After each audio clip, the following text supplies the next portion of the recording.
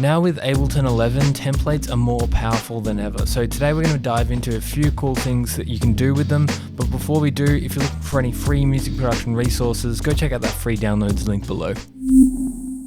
So if you're in Ableton 11, you'll notice that in the categories over on the side, they've added this templates category. This templates category is super useful. It enables you to organize all your templates in one spot and have a whole bunch of different templates for different purposes. So we're going to be diving into this update today and how you can take advantage of this feature and just talk a little bit about default sets and templates in general and how you can make the most out of them. So this is my default set. When I open up Ableton, this is what automatically loads. I'm automatically in arrangement view rather than session view. I prefer to start in arrangement view.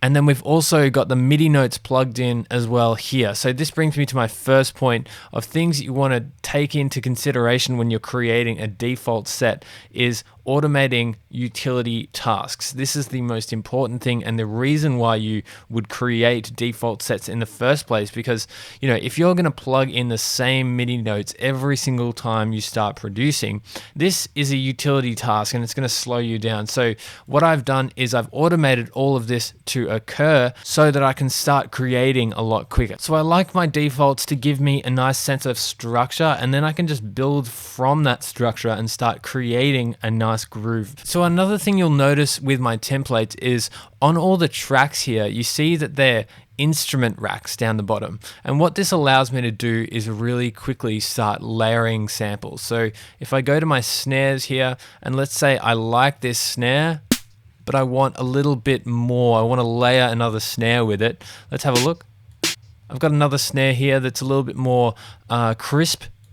And so if I just drag that on there, this instrument rack is showing me the chain list here, so I can easily drag it on there and layer the two together and then sort of mix them. Maybe I can put a filter on there, cut out some low end. And this is all very personalized workflow stuff. So you'll start to understand what you like to do. So again, just automating utility stuff so I can spend more time creating. Another really interesting thing is my master has these mono and side switches, which are key mapped already to the buttons 8 and 9 on my keyboard. So whenever I'm producing a track, all I need to do is hit 8 on my keyboard and it's going to mono the whole thing for me. So how do we create a template or a default set? Well, all you need to do is actually just pull up Ableton and design the project that you want. So let's say we've set up this set as we like it, as we want to save it. Now all we need to do is go over to File and go down to Save Live Set as Default Set. And that will just make it so every single time you open Ableton, this is what you'll see as opposed to just a blank session. So a template is slightly different because it's not your default set. It won't open up automatically when you click on Ableton, but it will save it to this template section over here. So I have this house default template already set up. If I click on that, you'll see that I already have one with a kick, a clap, an open hat, and it's colored the way I like it. I've also set this to 128 beats per minute up here. So literally every single knob in Ableton is able to be customized and set as a default set. It's a really cool feature. So just a quick mention on this point, but less is truly more when it comes to making templates. It can be a good idea to make templates for particular genres, and putting more things in can be appealing, but if you put too much in, it can really stifle creativity. So just be careful of this and try and keep your templates as open as possible. So for example, I don't have any instruments or anything loaded up onto the actual tracks.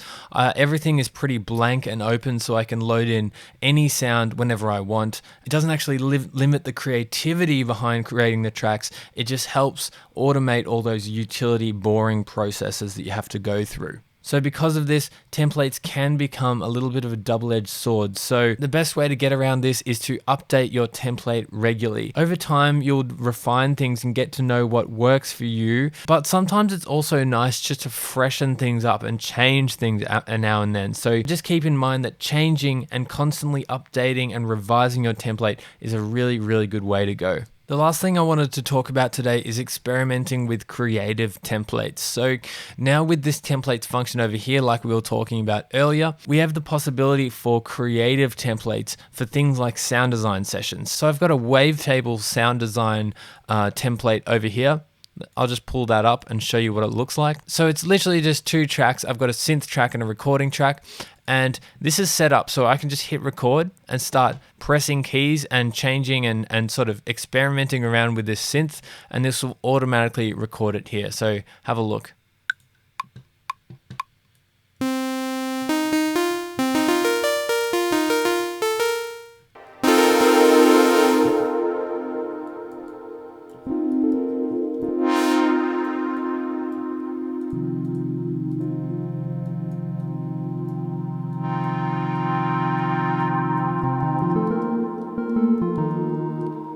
So this is a really nice way to do it because there's no creative friction there. I can automatically start creating straight away. There's no need for me to go set anything up over here. It automatically records the audio as I play it.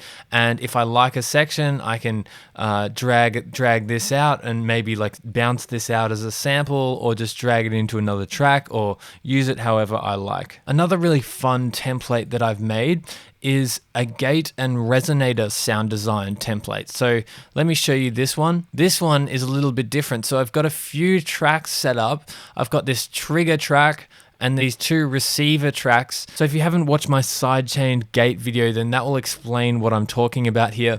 But I've set up a few sidechained gates to these tracks so I can start putting in audio material straight away and just instantly create results. It's really cool. Let me show you. So I've got a little percussion loop and I've just dragged that into this track here.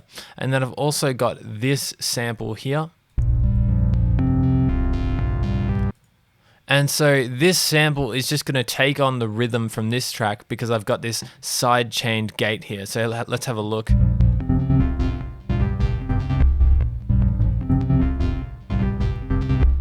And these tracks are set up so I can really just drag any audio in, let's say like this.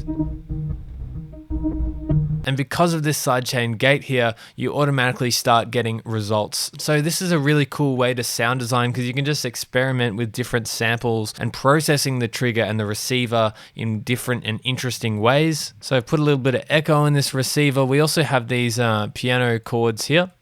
And they layer with this nicely as well. So we've got the exact same gate, which is triggering this track here as well.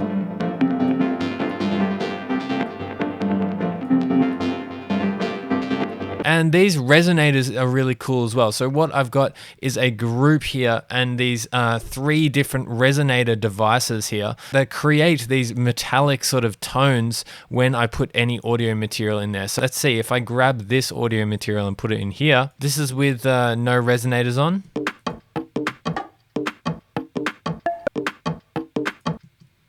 And if I just grab any of these resonators and just enable them,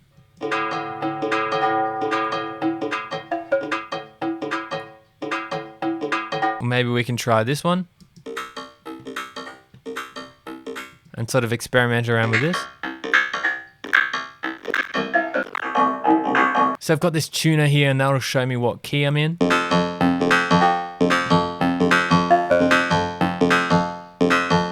So currently I'm in F. Let's maybe try and match this one.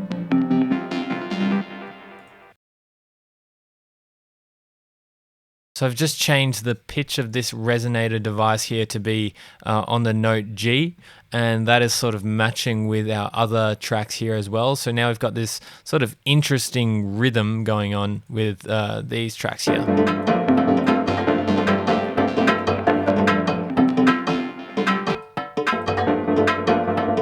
So now it really just comes down to experimentation and having fun. Let's just have a look how this goes. So whenever I'm feeling a little uninspired, I just pull up a template like this and start producing, and it really gets the ideas flowing. So using templates like this is really easy to do and very fun way of working. So I definitely recommend it if you haven't tried it out before. That's it for today, guys. I hope you've enjoyed the video. There is really so much to be explored with creative templates, especially with this new update. If you have enjoyed the video today, remember to like and subscribe to the channel. Otherwise, thanks for hanging out, stay safe, and I'll see you in the next one.